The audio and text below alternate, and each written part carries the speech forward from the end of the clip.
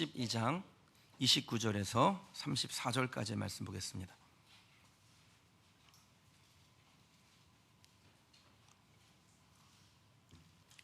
누가복음 12장 29절에서 34절까지의 말씀입니다.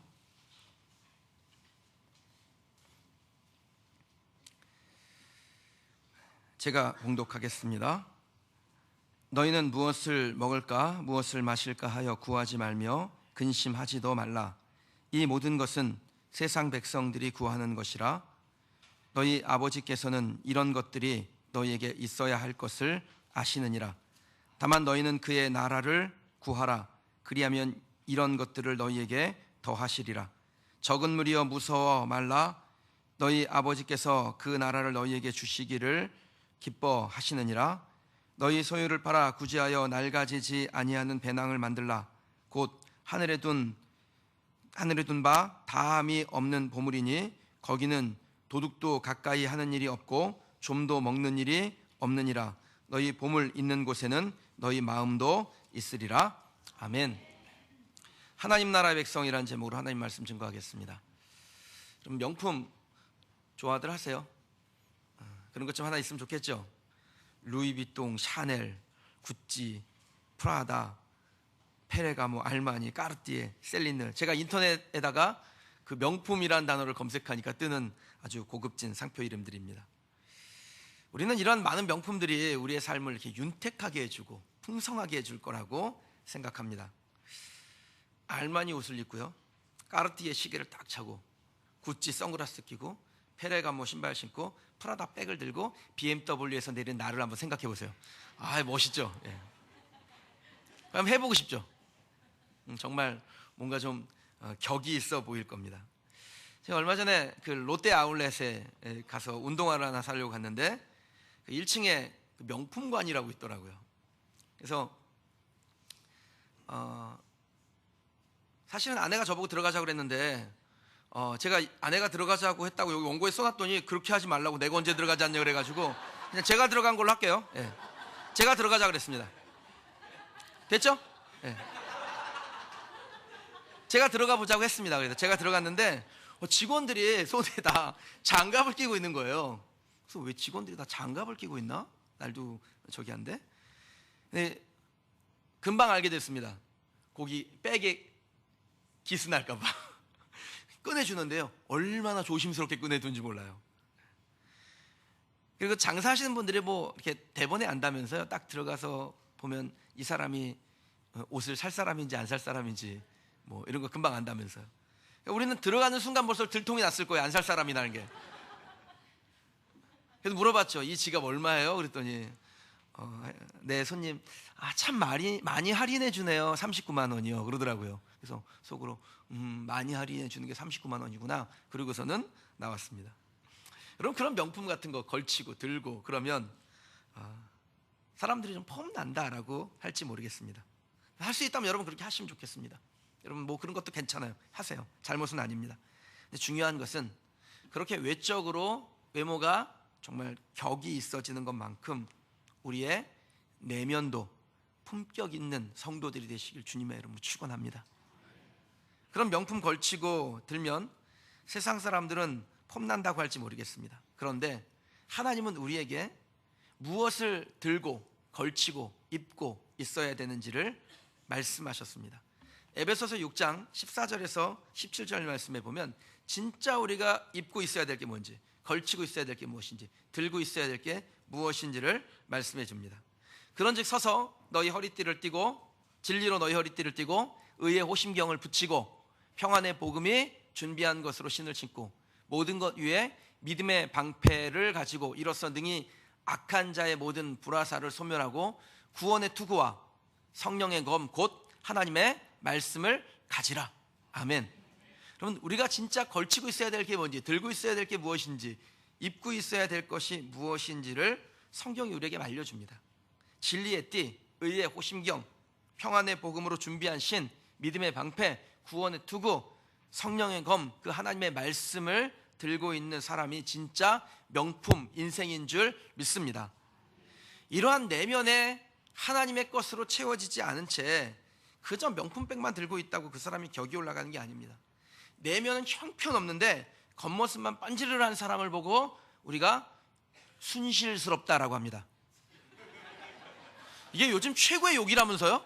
아우, 이렇게 순실스러워 그러는 게. 그럼 선글라스 좀 여기 위에다 올려놓지 마세요. 아주 노이로제 걸렸어요.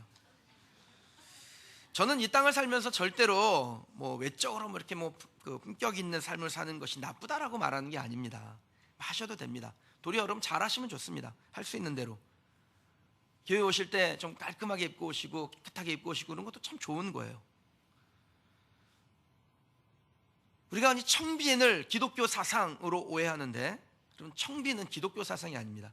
청빈이 나쁜 건 아니에요. 좋은 거예요. 검소하게 사는 거 좋은 겁니다. 그런데 청빈이 기독교 사상이다라고 생각하면 오해하신 겁니다. 청빈은 유교 사상이고요, 기독교 사상은 자족입니다. 하나님은 우리에게 무엇을 주셨든지 그것에 대해서 감사하고 기뻐하고 즐거워하며 더 좋은 것을 주실 내 아버지 하나님을 기대하는 것, 그것이 바로 하나님께서 우리에게 주시는 하나님의 마음이시라는 겁니다.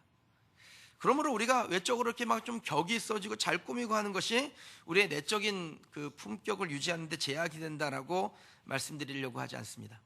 적어도 제가 아는 하나님은요, 우리가 빈곤하게 되는 것을 원하시는 하나님이 아니라고 저는 믿습니다.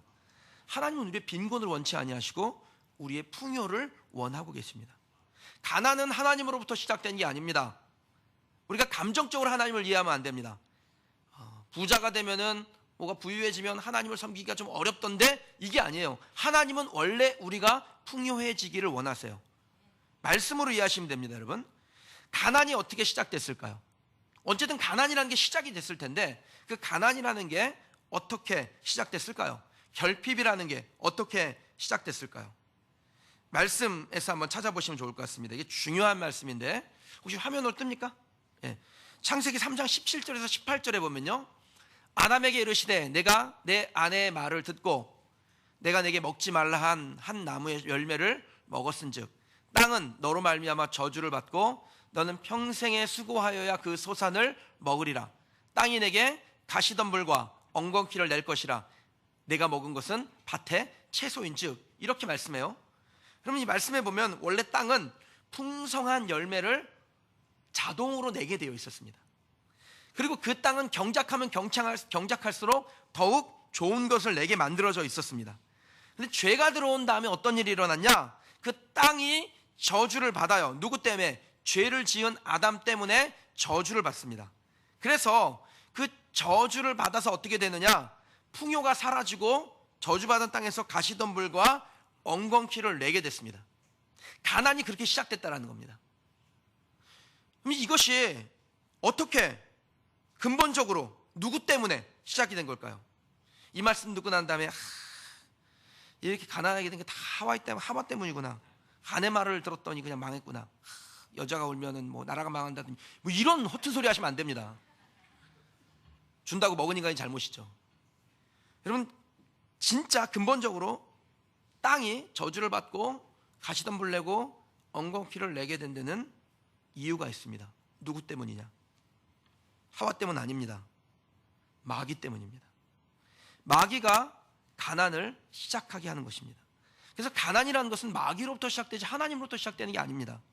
여러분의 산업에 가시덤불이 생기고 엉겅퀴가 나오는 원인은 마귀에게 있지 절대로 그 하나님에게 원인이지 않습니다. 그러므로 하나님 도대체 나한테 왜 이러시는 거예요? 나를 왜 이렇게 힘들게 하시는 거예요? 왜 나를 시험에 빠지게 하신 거예요? 여러분, 이러시면 안 됩니다. 근본적으로 하나님은 풍요하심이고 빈곤은 마귀로부터 시작됩니다. 그래서 만약 여러분의 삶에 결핍이 찾아오거나 뭔가 막힌 게 있거나 그럼 하셔야 될 일이 있어요. 하나님 앞에 우리의 죄를 고하는 것입니다. 죄가 들어와서 저주받았기 때문에 우리의 죄의 문제를 해결하는 거예요. 그 다음에 그 우리의 산업에 저주를 깃들게 하는 근본적인 원인인 마귀를 야단치는 거예요. 꾸짖는 겁니다. 예수님이 마귀를 꾸짖었던 것처럼 예수 그리스도를 명하노니 내 삶에 궁핍을 만들어내려고 하고 나를 불안하게 하고 두렵게 하려고 하는 이 더러운 악한 마귀야, 내 인생 가운데서 떠나 가라. 담대하게 선포하고 꾸짖고 야단칠 때 하나님의 나라가 회복이 되는 겁니다. 신명기 8장 18절에 보면요, 내 하나님 여호와를 기억하라. 그가 내게 재물 얻을 능력을 주셨습니다. 이같이 하심은 내 조상들에게 맹세하신 언약을 오늘과 같이 이루려 하심이니라. 아멘. 여러분, 우리에게 재물 얻을 능력이 이미 있다. 우리가 그 재물 얻을 능력을 소유하고 있다. 재물을 얻은 것이 아니라 무엇을 가지고 있는 거예요? 재물을 얻을 수 있는 눈을 가지고 있다, 능력이 있다라는 것을 하나님은 우리에게 약속하셨는데, 그것이 우리 조상들에게 약속하신 언약이었다라는 거예요. 그 언약을 오늘과 같이 이룬다라고 말씀하세요. 여러분, 언약의 특징이 뭔지 아십니까? 저를 한번 따라 하시죠. 변함이 없다. 언약의 특징이 뭐냐? 변함이 없는 거예요. 민수기서 23장 19절에 보면 하나님은 사람이 아니시니 거짓말을 하지 않으시고 인생이 아니시니 후회가 없으시도다. 어찌 그 말씀하신 말을 행하지 아니하시며 하신 말씀을 실행하지 않으시랴. 하나님은 한번 언약하시면 그 언약을 뒤집어 엎지 못하시는 분이십니다. 하나님의 언약이라는 건 변함이 없습니다. 재물 얻을 능력을 주셨다? 근데 지금은 아니다? 그럼 절대로 이런 공식은 나올 수가 없는 거예요. 하나님의 세계에서는요. 하나님은 한번 언약하시면 그 언약이 영원토록 지속되기 때문에 이미 우리에게 재물 얻을 능력을 주셨다라고 언약하셨다면 그 언약은 조상들에게 주신 언약일 뿐 아니라 저와 여러분들에게, 그리고 우리의 믿음의 후손들에게도 주시는 언약인 줄 믿습니다. 하나님께서 우리에게 그 언약을 주셨기 때문에, 그래서 우리가 무엇으로 하나님 앞에 기도해야 되냐? 하나님, 재물 얻을 능력을 주셨다고 약속하셨으니까, 내가 능력이 있으니까 하나님 눈을 열어 주옵소서. 제가 우리 성도들을 위하여 기도하는 거 여러분 제가 몇 번 얘기해서 아시죠? 뭡니까? 하나님, 동서남북으로 다니며 종으로 횡으로 다닐 때마다 하나님께서 보게 하셔서, 남들이 보지 못하는 감춰진 1% 보게 하셔서, 그래서 하나님의 능력이 무엇인지를 발견케 하소서. 그럼 그렇게 구하셔야 되는 거예요. 그런데 재물에 대해서 이렇게 말씀하기도 합니다. 잠언 10장 22절에 여호와께서 복을 주심으로 사람으로 부하게 하시고 근심을 겸하여 주지 아니하시느니라.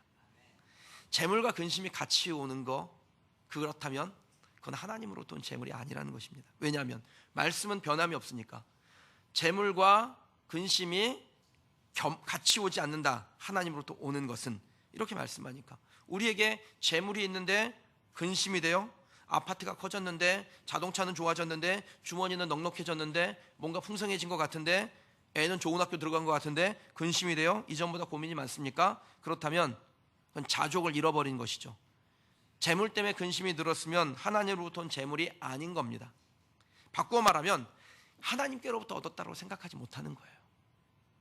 여러분 생각해 보십시오. 내 것이 다 내 것이에요. 근데 그 중에 일부를 하나님께서 내놓으라고 하세요. 어떤 사람이 그것 좀 내놓으래요. 그럼 근심이 될 수밖에 없습니다. 내게 있는 전부가 다 하나님의 것이에요.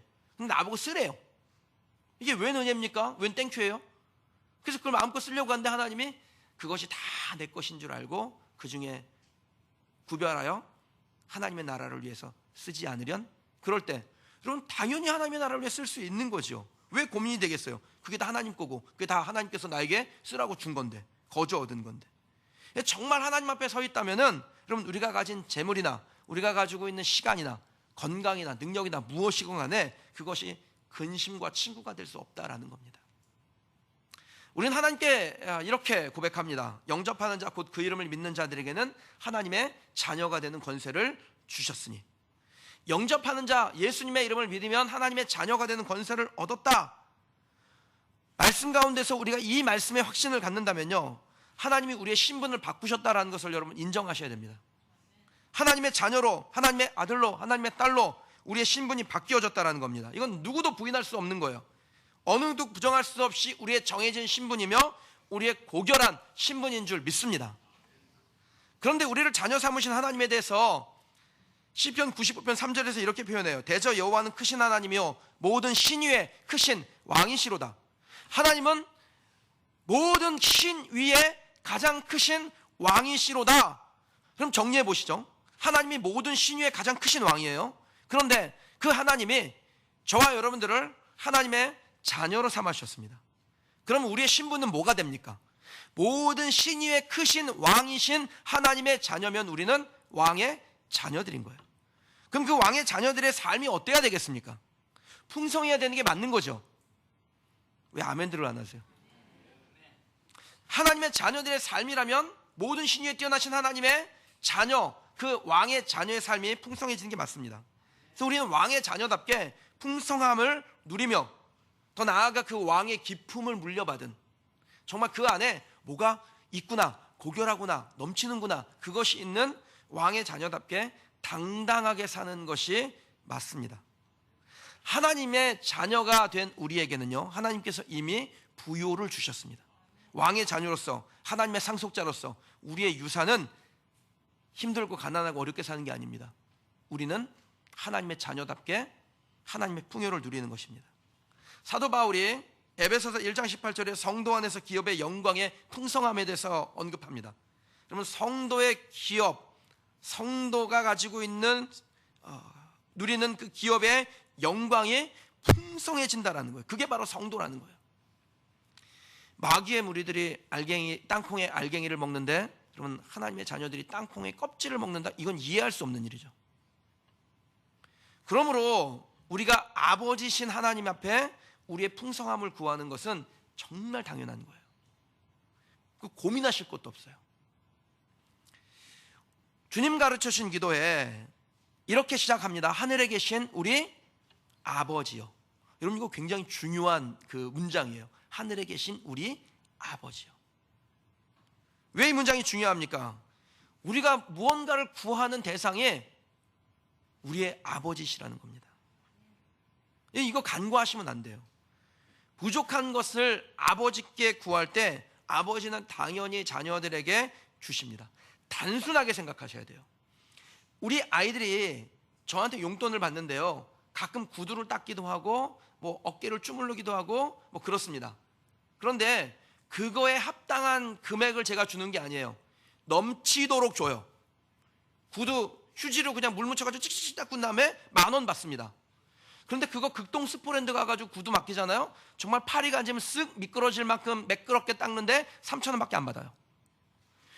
우리 아이가 제 구두를 닦고 받는 것은 자기의 수고의 대가를 받은 게 아닙니다. 제 사랑을 받은 거예요. 우리가 하나님의 자녀라면 우리는 하나님에게 우리의 하나님의 사랑의 이 하나님의 사랑의 선물을 받는 겁니다. 우리가 노력하고 수고한 거에 대한 대가를 받는 게 아니에요. 우리는 하나님을 아버지라고 부르지 하나님의 노예가 돼서, 우리가 주라는 표현을 쓰긴 하지만 그거는 그런 의미는 아니에요. 우리를 종처럼 부리는 하나님이 아니시라는 겁니다.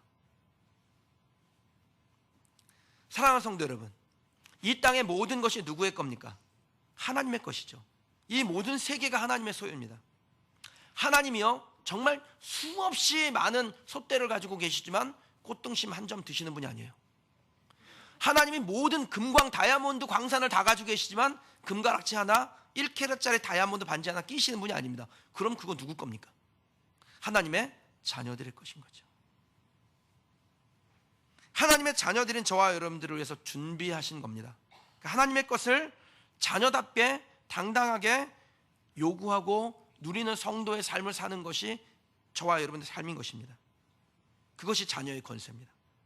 하나님께 그래서 물질의 축복을 위해서, 우리의 이 외적인 삶의 풍요함을 위해서 구하는 거, 여러분 당당하게 구하시는 우리 성도들이 되시길 주님의 이름으로 축원합니다. 기복신앙이라고 말하는 분이 있는데요, 여러분 기복신앙이라는 것은 복을 받기 위한 신앙을 기복신앙이라고 합니다. 그런데 우리는 복을 받기 위해서 하나님께 무엇을 구하는 사람들이 아닙니다. 착각인 거예요. 내가 하나님께 뭘 구해야 하나님께서 나에게 복을 주신다, 여러분 이 구조를 가지고 있는 걸 기복이라 그래요. 그런데 우리는 이미 하나님께 복을 받은 사람들입니다. 그래서 기복하실 필요가 없어요. 자녀들의 당당함이 무엇인지를 알고 당연히 누리는 것입니다. 기복은 복을 달라는 건데 뭘 달라 그래요? 이미 벌써 다 가지고 있는데 우리가. 다만 여러분, 이 땅에서 하나님의 자녀의 그 격을 누리고 싶은 그 마음 이상으로 우리의 내면에서 하나님과의 그 교통함에서 우리의 격을 끌어올리는 성도들이 되시길 주님의 이름으로 축원합니다. 하나님께서 우리를 바라보실 때 단지 귀엽다 정도의 신앙이 아니라 우리를 자랑스럽게 여기는 그러한 신앙인이 되시기를 주님의 이름으로 축원합니다. 그게 멋있는 거죠. 사람들 중에는요, 이 외적인 모습은 진짜 막 비싸 보이는데 내면이 싸구려인 경우가 있습니다. 어떤 사람이 그렇습니까? 하나님 없이 자기가 하나님인 것처럼 행동하는 사람을 볼 때 그런 마음이 듭니다. 그러니까 그런 사람은 정말 뭐 수백억을 가지고 수천억을 가지고 있거는 뭐 몇 조를 가지고 있는 건 부러운 게 아니에요. 도리어 그것은 불쌍한 일이죠. 왜냐하면 그것이 그 사람으로 하여금 하나님을 찾지 못하게 하니까 그건 불쌍한 거예요. 외형이 내면을 따라오지 못할 때 뭔가 부조화되었다라는 생각이 들죠. 그리고 그런 모습을 보면서 수준이 맞지 않는다라는 표현을 씁니다. 그것처럼 볼썽사나운 게 없습니다. 그럼 어떤 사람이 조화롭지 못한 사람입니까? 내가 무엇을 먹을까? 내가 무엇을 입을까? 내가 무엇을 누릴까? 이것만 생각하며 사는 사람, 오직 나만 중심이 되어 있는 사람, 이런 사람은요, 자기가 뭐 노력해가지고 외적인 모습은 꽤 좋아질 수 있을지 모릅니다만 내적인 모습은 형편이 없게 되는 겁니다. 성경은 이렇게 무엇을 먹을까, 무엇을 입을까, 무엇을 마실까 자기중심적으로 자기만 생각하는 사람을 보고 뭐라고 표현하냐면 30절에 보면요, 이 모든 것은 세상 백성이 구하는 것이라, 세상 백성, 세상 사람이라고 부릅니다. 세상 사람이란 내세에 관심이 없어진 사람을 말합니다. 하나님 나라와 상관이 없이 사는 거예요. 천국의 소망을 두지 못하고 사는 사람을 성경은 세상 사람이라고 부릅니다. 하나님은 관심사항이 아닌 거죠. 오직 자기중심적으로 자기만 생각하고 사는 사람이 세상 사람인데, 이런 세상 사람은 세상에서는 좀 떵떵거리고 살 수 있을지 모르겠지만 내세와 현세의 조화를 누리지 못하기 때문에 불행한 거예요. 그러면 세상의 모든 것은 목적을 가지고 존재합니다. 사람도 목적 가지고 존재해요. 살아간 이유가 있습니다. 그럼 우리가 살아가고 있는 이유가 뭡니까? 존재하는 목적이 뭡니까? 하나님 나라에 대한 소망이 우리의 존재의 목적인 거예요. 근데 자기중심적으로 살고 내가 무엇을 누릴까만 생각하고 산다면 그는 왜 사는지를 모르는 겁니다. 그냥 사는 거예요. 왜 사는지도 모르고 사는 거예요. 교회도 마찬가지입니다, 여러분. 겉은 화려하고 성도들이 많이 모여요. 근데 그 교회가 존재의 이유를 상실하고 세상의 가치, 즉 뭡니까? 세상 사람 되는 법, 내가 무엇을 먹을까 마실까 무엇을 누릴까 이것만 생각하고 이것만 추구하면 교회가 싸구려 되는 겁니다. 간혹 대형교회를 비판하는 분들이 있습니다. 대형교회가 뭐 이렇다 저렇다. 대형교회가 문제가 아니라 교회의 가치를 잃어버린 교회가 문제인 것입니다. 대통령들이 자꾸 감옥에 가니까요, 대통령제가 문제다라고 그래서 뭐 내각제로 바꾸자 뭐로 바꾸자 막 그러는데, 솔직히 말해서 대통령제가 문제입니까? 그 대통령이 문제죠. 내각제로 바꾸면은 사람이 바뀝니까? 그럼 그 가치와 본질을 잃어버린 사람이 거기에 있으면 거기에 문제가 생기는 거예요. 교회가 교회의 존재 가치를 잃으면 주님의 교회가 세상 교회가 됩니다. 기업이 존재 가치를 잃으면 하나님 나라의 목적은 없고 돈이 버는 그냥 세상 기업으로 머무는 것입니다. 사람이 존재 가치를 잃으면 하나님 나라 사람이 아니라 세상 사람이 되는 것입니다. 그럼 예루살렘 교회 잘 아실 겁니다. 성령의 능력도 나타났고 병도 낫고 말씀의 권세도 있고 예수님의 제자들이 목회를 했던 교회, 한때 뭐 몇만 명의 성도들이 모여있던 그 교회였습니다. 근데 이 교회가 하나님으로부터 받은 사명이 있었어요. 그 사명이 성령이 너희에게 임하시면 너희가 권능을 받고, 권능 받았죠. 그런데 그 다음이 있어요. 예루살렘과 유대와 사마리아와 땅끝까지 이르러 내 증인이 되리라. 이것이 예루살렘 교회가 받은 사명이었습니다. 근데 이 사명을 교회가 잃어버려요. 그러자 어떻게 됩니까? 하나님의 버림을 받습니다. 존재 목적을 잃어버린 교회가 되니까 흔적도 없이 사라져 버립니다. 그럼 지금도 하나님께서 교회에게 주신 사명들이 있는데 그 사명을 망각한 교회는 사라지는 교회가 되는 거고, 점점 사라지게 될 거예요. 그리고 하나님께서 주신 교회의 존재 목적을 지키는 교회는 점점 부흥하게 될 줄 믿습니다. 그리고 우리 교회는 그 교회의 가치를 잃어버리지 않는 교회가 되길 주님의 이름으로 축원합니다. 세상 백성과 구별되어진 하나님의 백성들이 추구해야 될 것은 무엇일까요? 성경은 우리에게 이렇게 말씀합니다. 오직 너희는 그의 나라를 구하라. 세상 백성은 자기를 구하죠. 그런데 하나님의 백성은요, 하나님의 나라를 구합니다. 그 나라를 구하는 거에 자기를 쏟아붓습니다. 그럼 하나님의 나라라는 건 도대체 뭘까요? 하나님의 나라는 하나님의 통치가 일어나고 있는 모든 상황을 하나님의 나라라고 합니다. 우리가 여기서 예배드리고 있는데 여기서 하나님의 통치가 일어나고 있어요. 그럼 여기는 뭡니까? 하나님의 나라예요. 여러분의 심령 안에 하나님의 통치가 일어나고 있어요. 그럼 여러분의 심령은 뭐가 됩니까? 하나님의 나라가 됩니다. 우리가 자꾸 이 하나님의 나라를 너무 종말론적으로만 이해를 하려고 그래요. 우리가 나중에 언젠가 죽으면, 예수님 재림하시면 하나님의 나라가, 맞아요, 그것도 하나님의 나라예요. 그런데 그 하나님의 나라가 그때 이루어지지만 지금도 이미 우리의 삶 가운데, 우리의 심령 가운데, 우리가 머무는 공동체에 하나님의 나라는 임하게 됩니다. 하나님 나라에서 아주 중요한 개념이 있는데, 이미 그러나 아직이라는 겁니다. 하나님의 나라가 이미 임했습니다. 어디에요? 우리 심령에, 우리 공동체에, 우리가 머무는 곳에 하나님의 통치를 인정할 때. 근데 아직 완성이 안 됐죠. 어떻게 해요? 종말론적으로 완성이 안 된 겁니다. 그래서 오늘 우리가 하나님의 나라를 살아가면서 종말론적으로 하나님의 나라가 완전히 임하게 될 거라는 것을 믿고 사모하는 것이 바로 하나님 나라 백성의 모습입니다. 그렇게 하나님의 나라를 구하는 사람들의 모습은 어떤 모습일까요? 33절에 하나님의 나라를 구하는 법이 나옵니다. 같이 한번 좀 읽어보실까요? 33절 같이 읽겠습니다. 너희의 소유를 팔아 구제하여 낡아지지 아니하는 배낭을 만들라. 곧 하늘에 둔 바 다함이 없는 보물이니 거기는 도둑도 가까이 하는 일이 없고 좀도 먹는 일이 없느니라. 아멘. 하나님 나라를 구하는 3단계가 등장하는데, 첫 번째는 여러분의 소유를 파는 겁니다. 목사님 설교 잘하시다가 꼭 이렇게 삐딱하게 가시더라. 뭐 어쩔 수 없어요, 여러분. 이게 말씀이니까. 하나님 나라를 위하여 내 소유를 포기하는 결심이 하나님 나라를 구하는 첫걸음입니다.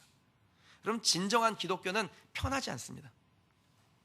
편하게 종교 생활하고 싶으면 천주교 가시면 좋을 것 같아요. 기독교랑 비스끄러무리하지만 술 마실 수 있죠. 뭐 제사 문제, 뭐 주일 성수 안 해도 뭐 누가 신경도 안 쓰죠. 잘못하면 신부님한테 이렇게 칸막이 쳐놓고 이런 죄를 졌는데 신부님 어디 가서 이야기하면 안 돼요. 이러면은 다 해결되는 거 아닙니까? 근데 기독교는 불편해요. 왜냐하면 내 권리를 자꾸 포기시키니까. 내가 아니라 주를 위해 살라고 자꾸 요구하세요. 근데 그것이 하나님 나라를 구하는 거예요. 내가 나를 위하여 살면은 그 안에는 하나님의 통치가 일어나지 않습니다. 근데 하나님을 위하여 살면 하나님 시키는 대로 할 수밖에 없잖아요. 하나님이 시키는 대로 하면 그게 하나님의 나라인 거예요. 두 번째는 나누라는 것입니다. 포기된 것을 하나님 나라를 위하여 쓰는 것, 하나님의 나라를 구하는 것입니다. 재물이든 시간이든 건강이든 뭐든지 간에 아무튼 나누게 합니다. 그게 하나님 나라를 구하는 두 번째 걸음이에요. 세 번째는 진짜 보물을 취하라는 것입니다. 하나님의 나라는 소진하는 것이 아닙니다. 마치 농사와 같아요. 씨앗을 심으면 그 소진하는 것 같죠. 잃어버린 것 같지만 결국 더 많은 것을 생산해내고 그래서 풍성하게 됩니다. 하나님 나라를 구하는 마지막 단계가 뭔지 아세요? 우리의 배낭을 준비하는 거예요. 근데 썩지 아니하는 배낭, 헤어지지 아니하는 주머니를 만드는 것입니다. 거기에 하나님께서 진짜 보물을 담아주세요.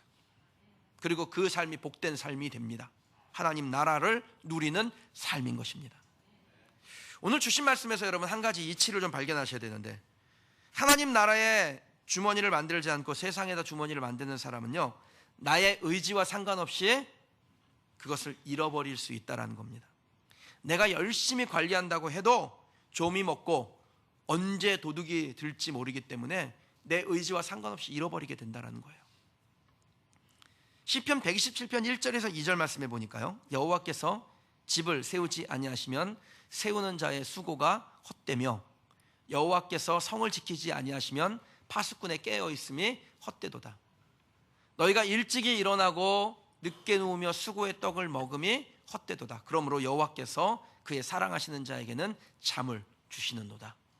아멘. 어쩐지 내가 예배당에 오면 늘 설교 들을 때 졸음해가지고 뒤로 넘어가더라. 하나님이 나를 사랑하셨구나. 말씀을 이렇게 왜곡하시면 안 됩니다. 하나님께서 잠을 주셨다라는 것은 평강을 주셨다라는 거죠. 내가 지키려고 하니까 불안해요. 그럼 어떻게 365일 20시간 내내 깨어 있어서 지킬 수 있습니까? 불가능하잖아요. 여러분, 그게 가능하다면 여러분 하나님 안 믿어도 됩니다. 근데 불가능하기 때문에 하나님 믿는 거예요. 내가 지킬 수 있지 못하기 때문에 하나님이 지켜주시는 겁니다. 근데 하나님께 그것을 맡겨드리면 하나님은 어떤 분이세요? 시편 121편에 보면요, 하나님은 졸지도 아니하시고 주무시지도 아니하시고 불꽃 같은 우리를 바라보시는 분이세요. 그러니까 그 하나님이 지켜주시면 안전한 거예요. 그래서 마음이 평안한 거죠. 그러니까 잠을 잘 수 있는 거예요. 제가 한 10여 년 전에 어떤 한 그 성도를 만난 적이 있어요. 그분이 부인은 집사님이었고 남편은 교회를 안 나오셨는데 이제 상담을 하신 거예요. 남편이 그 위암 수술을 했는데 그게 걱정이 돼가지고 또 재발하면 어떡하나, 내 이러다 죽으면 우리 가족은 누가 돌보나, 이런 고민 때문에 불면증이 찾아와서 잠을 못 자는 거예요. 그래서 제가 그랬습니다. 어차피 잠이 안 들어가지고 고생하는 바에 그냥 새벽기도 오시라고. 그래서 이분이 새벽기도를 나온 거예요. 나와가지고 설교를 하는데 설교를 시작하자마자 자기 시작하더니 끝날 때까지 자더라고요. 근데 목사님 참 잘 잤습니다. 그러고 가는 거예요. 여러분, 그렇게 새벽기도 나가고 자기 시작하더니요, 하나님 만나고 하나님 경험하고 불면증부터 자유하게 되고 위암 재발도 10년 동안 한 번도 안 했고, 그리고 평안하게 하나님을 섬기는 복된 삶을 삽니다. 안수집사 됐습니다. 마음의 평안은 양약이라도 심령의 근심은 뼈를 마르게 한다고 했습니다. 내가 지킨다고 생각해 놓고 그것을 위해서 내 시간을 쏟아붓는다고 지켜지지 않습니다. 그런데 하나님께 맡기면 하나님께서 우리에게 하나님의 기쁨을 부어주시는 거예요. 양약이 되는 것입니다. 더 많은 것을 누리는 인생이 무엇인지를 발견하게 됩니다. 누가복음 6장 38절에 이런 말씀이 있습니다. 주라, 그리하면 너희에게 줄 것이니 곧 후히 되어 누르고 흔들어 넘치도록 하여 너희에게 안겨주리라. 너희가 헤아리는 그 헤아림으로 너희도 헤아림을 도로 받을 것이니라. 아멘. 그럼 이 말씀이 주는 사람에게는 얼마나 소망이 넘치는 말씀이에요. 근데 주기를 싫어하는 사람에게는 얼마나 무서운 말씀입니까? 하나님 나라를 위하여 내놓는 사람에게는 흔들어 넘치도록 채워서 하나님이 주시겠다라는 거고, 하나님 앞에 계산기를 두드린 사람은 하나님이 그 사람 앞에서 계산기를 두드린다라는 겁니다. 사랑하는 성도 여러분, 무엇을 먹을까, 무엇을 입을까, 나를 위하여서 무엇을 할까에 빠져버리면 하나님을 위해서, 하나님 나라를 위해서 살 용기가 사라집니다. 오직 자기 자신만 생각하면 남을 생각할 수가 없습니다. 손해보는 것 같고 움츠러듭니다. 그러나 하나님 나라를 생각하는 사람은 당장은 좀 손해보는 것 같아요. 근데 결국 내가 내놓은 것 이상으로 하나님의 채우심을 경험하게 되는 거예요. 그럼 이것을 경험해야 하나님의 통치라는 것이 이런 것이구나 라는 것을 알게 됩니다. 하나님의 기대하심이 뭡니까? 우리가 하나님 나라의 백성으로 사는 거예요. 하나님 나라 백성답게 이 땅에서, 저 천국에서 누리며 사는 것입니다. 꼭 여러분 그렇게 되기를 주님의 이름으로 축원합니다. 오늘 본문의 말씀은 이렇게 끝을 맺습니다. 너희 보물이 있는 곳에 너희 마음도 있으리라. 마음은 늘 그렇습니다 라는 것은 의미 없습니다. 그럼 우리가 우리 자녀들에게 관심이 있잖아요. 그럼 우리의 모든 그 에너지들이 그 자녀들에게 집중됩니다. 직장에 온 열정을 쏟는 사람은요, 집도 들어오지도 않아요. 그래서 그 직장에 온 열정을 쏟아붓습니다. 뭐 삼성전자, LG전자 이런 데 가면요, 뭐 숙소, 식당, 뭐 헬스장 5만 가지 다 차려놨어요. 직장에 집중하게 하려고, 집에도 못 가게 하려고. 그럼 거기에 관심을 갖잖아요. 그럼 거기에 큰 힘을 쏟아붓습니다. 집도 안 와요. 하나님 나라에 관심이 있으면 우리의 모든 우선순위가 어디로 갑니까? 하나님 나라로 가는 겁니다. 마음은 그런데 몸이 안 따라오네요. 그럼 이거는 마음이 없다는 소리예요. 그런 분들이 있어요. 목사님, 제가 큰 마음은 있는데 몸이 말을 듣지 않네요. 마음이 없다는 소리로 듣겠습니다. 그냥. 그럼 교회도 똑같죠. 선교에 관심이 있으면 재정이 어디로 가겠습니까? 선교로 가야죠. 교육에 관심이 있으면서 교육 시설에 투자도 하지 않으면 여러분, 그거는 교육에 관심이 없다라는 얘기예요. 우리가 생각지도 않은 일이 일어났을 때 그것을 보고 기적이라고 합니다. 내가 움직이지도 않았는데 하나님의 나라가 막 나의 삶에 만들어지고 있어요. 그걸 보고 기적이라고 그러는 거예요. 내가 행동하지 않았는데 하나님의 의가 이루어지고 있는 것은 놀라운 일입니다. 간혹 이런 기적이 일어나기도 합니다. 하지만 이런 기적만 바라보고 사는 삶은 진짜 위험한 삶이에요. 이런 기적적인 일이 우리의 삶에 보편적으로 일어나지도 않겠지만 여러분, 그렇게 기대도 하지 마십시오. 하나님은 늘 우리가 하나님께서 보시기에 참 나답다, 나를 닮았구나, 이렇게 하나님의 격에 맞는 하나님의 백성이 되기를 원하십니다. 우리의 외적인 품격이 좋아지고 나아지고 괜찮아지는 것, 그 하나님이 원하시는 거예요. 그런데 그거 못지않게, 아니 그 이상으로 하나님이 더 바라시는 것은 우리의 내적인 품격이 하나님답게 되는 것입니다. 하나님의 백성답게, 왕의 자녀답게 되는 겁니다. 여러분, 이번 한 주간도 그 왕의 자녀답게 사는 저와 여러분 되시기를 주님의 이름으로 축원합니다. 하나님 나라 백성답게 사는 우리 성도들이 되시기를 주님의 이름으로 축원합니다. 제가 지난 그 설 명절 때 우리 비전 예배 설교 마치고 청소년들, 청년들 다 세워서 저한테 반절 시킨 다음에, 세배 시킨 다음에 제가 우리 아이들한테 다 일일이 세뱃돈 줬어요. 근데 세뱃돈 줄 때 거기다가 이렇게 썼습니다. 담대하게, 위대하게. 우리 사랑하는 성도 여러분, 하나님 나라 백성은 이 땅을 살면서 우물쭈물하거나 뒤로 물러가지 않습니다. 담대하게, 위대하게 전진합니다. 하나님의 통치를 우리의 삶 가운데 만들어냅니다. 여러분, 그런 성도들이 되시기를 주님의 이름으로 축원합니다. 주신 말씀 놓고 함께 기도하십시다.